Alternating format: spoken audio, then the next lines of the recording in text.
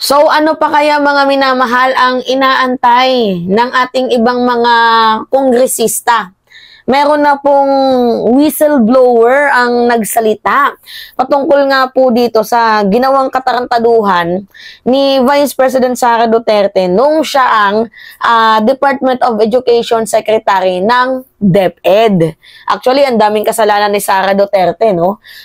Merong graft and corruption, betrayal of public trust. Tapos ito ngayon, yung binoboses mga minamahal ni Gloria Humamil Mercado is in the long run, ang patutunguhan talaga nito is bribery. Mga minamahal kasi nagbibigay ng cash itong si Sara Duterte para for extra work and para umayon sa kanilang gusto. Pero salamat din dito kay kay Gloria Humamil dahil hindi po siya nagpasama sa mga masasamang gawain. Anyway, basahin natin to. Ex-Department of Education Executive Vice President Duterte staff asked me to resign over purchase issue. So, ang ano kasi dito mga minamahal, ang context niyan, meron po kasing computerization program ang Department of Education sa panahon po ni Vice President Sara Duterte nung siya ay naglilingkod bilang Department of Education Secretary. So, meron pong procurement mga minamahal, which is ang nangyari po is mariing tinutulan ni Gloria Humamil Mercado. Ito, tinitingnan ko kasi yung article. Mariing pong tinututulan ni Gloria Mercado yung procurement na parang may something na mali, something wrong mga minamahal. Ang nangyari kasi, dahil hindi sumunod itong si Gloria Mercado sa gusto ng Department of Education Secretary, sa gusto nilang mangyari, ang ginawa nila is pinag-resign nila mga minamahal itong si Gloria Mercado. Mantakin nyo hindi talaga nag-iisip itong si Sara Duterte. Hindi nyo man lang pinaabot na itong si Gloria Mercado ay umabot ng retirement niya. Kawawa naman 40 years in the service, pinag-resign ninyo dahil hindi lang sumunod sa mga adhikaing gusto ninyong mangyari. So hindi patas mga minamahal, at saka ang baboy talaga ng ginawa ni Sara Duterte dito kay Gloria Mercado. So basahin natin former Education Undersecretary Gloria Humamil Mercado has claimed that the Vice President Sara Duterte Chief of Staff asked her to resign after she raised several concerns regarding the procurement for the Department of Education computerization program. So, yun ang sinasabi ko sa inyo, meron pong computerization program ang Department of Education, and ang nangyari kasi, di ba may procurement, kumbaga nag-raise ng several concern itong si Gloria, which is ang nangyari, hindi niya nga sinunod yung agos na gusto ng dating Department of Education Secretary. Hindi niya sinunod. So, ang nangyari mga minamahal, nagkaroon po ng bidding. So, habang nagkaroon po ng bidding mga minamahal, wala pong transparency and accountability yun. Kasi sila lang po yung nagbidding mga minamahal. Sabi pa nga dito sa balita, during the hearing of the House Committee on the Government and Public Accountability on Wednesday, Mercado said, under Secretary Ziulica Lopez asked her to resign after she opposed the suggestion from the Education Assistant Secretary Reynold Monsayak that bidders should just discuss among themselves and fate of bidding. So, hindi nga nagustuhan ng under Assistant Secretary na si Reynold Monsayak yung tawag dito, hindi niya nagustuhan yung naging approach ni Gloria Mercado na, kasi ang suggestion nila, discuss na lang mga minamahal yung bidding, kanila lang, mga minamahal yung bidding, kanila lang. Sa madaling sabi, ayaw nilang i-public. So, wala pong accountability and transparency yun, mga minamahal. Kasi merong issue sa computerization program sa procurement, medyo may sabit. So, ngayon, na hindi umagri itong si Mercado, si Gloria Mercado, sa gusto nila abay itinulak nila para mag-resign. So, naniniwala ako na may basbas yan ng Department of Education Secretary na si Sara Duterte. Siya yung siya yung secretary ng DepEd nun, 'di ba? Mga minamahal. So ngayon, para mas maganda, panoodin natin tong video. Kasi betrayal of public trust to, mga minamahal. Hindi, bribery din to eh. Tingnan nyo pagsisiwalat ni Gloria. 4 minutes lang to, mga minamahal. Before I start, I just want to say that this is a very difficult thing to do, and I apologize to my children who didn't like me to join this this session, and also my colleagues who are my friends, but I have to read my statement. My name is Gloria Humamil Mercado, and I have dedicated over 40 years to public service in the government of the Philippines. In my last year with government, I serve as the Undersecretary for Human Resource and Organizational Development of the Department of Education.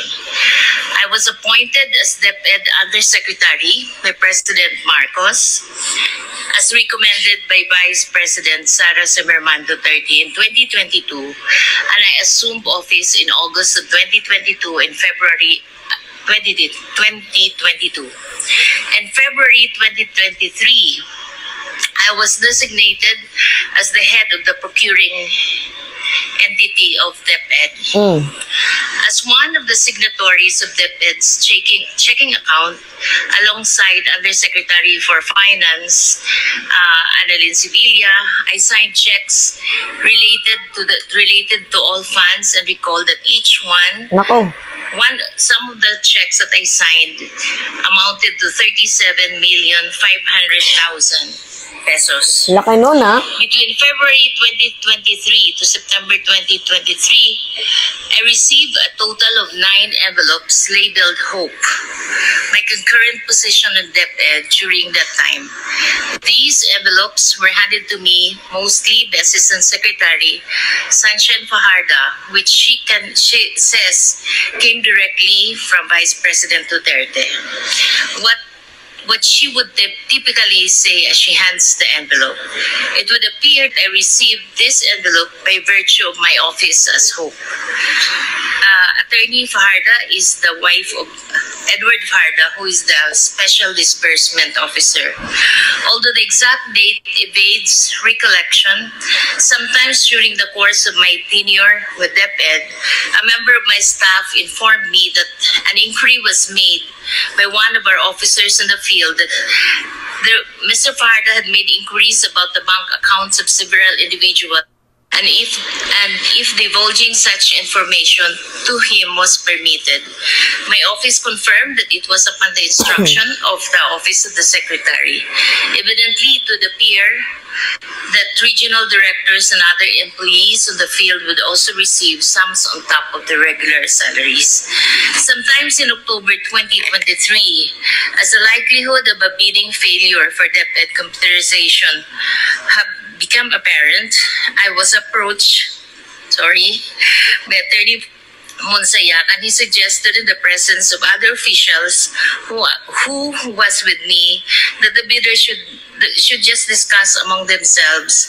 Mag-usap-usap na lang para hindi masayang yung pera ng 2023. I firmly asserted that the procurement must be implemented and conducted in strict adherence with the rules. Sometimes on the 3rd or 4th week of October, I was summoned by Zulaika Lopez, the Chief of Staff of the Vice President and Undersecretary of the OVP. I was informed that I should tender my resignation effective that day. I refused to resign, and I insisted on departing from service through voluntary retirement. The timing of my meeting with Ms. Zulaika struck me as more than coincidental. It gave me the impression that my candid responses was the real reason behind the push to relieve me of my office. It was as if I had become an unwelcome obstacle, despite simply doing my job as HOPE and Undersecretary of Human Resource of DepEd. Prior to my meeting with Ms. Zulaika, there were other undersecretaries and assistant secretaries who were summoned also and will also summon all of the same purpose of informing them that they should tender their resignation effective on the same day. I signed my Yan. affidavit. Yan. So, sa madaling sabi mga minamahal, force po yung pag-resign ni Mercado. Dahil nga po sinabihan siya na mag-resign ka na dahil hindi nga po nagustuhan ng mga undersecretary ni Sara Duterte na naging against, umupose itong si Mercado sa gusto nilang mangyari. So, ganun sila ka-bopuls, mga minamahal. Ganun po sila talaga katarantado. Although, mahirap paniwalaan yung testimony niya sa resignation niya, pero meron siyang physical evidence sa mga cheque. So, I think, siguro, doon tayo magbabase. Kasi pwede siyang magsinungaling sa resignation, pero yung cheque, mga minamahal, na mismong hawak niya at hindi niya naman binawasan, ay yun po yung magiging basihan for bribery. Di ba? Daming kasalanan ni Sara, no? Kasalanan niya na ano siya, tawag dito, yung ginawa niya, betrayal of public trust. Kasalanan din mga minamahal, yung graft and corruption sa 125 million confidential funds, hindi tamang paggasta ng pera ng taong bayan, and then ngayon, bribery. So, Trillanes, baka dagdagan mo yung 22, ano tawag dyan? 22 impeachment. Anong tawag doon mga minamahal, yung nilalakad ni Trillanes, 22 articles of impeachment, gawin mong 23 dahil itong sinabi ni Gloria Mercado, pasok po yan sa impeachable offense. Anyway, mga minamahal, yun po. So, it's me again, si Mima Alicia nyo, at nagbabalik ulit para sa ating panibagong video.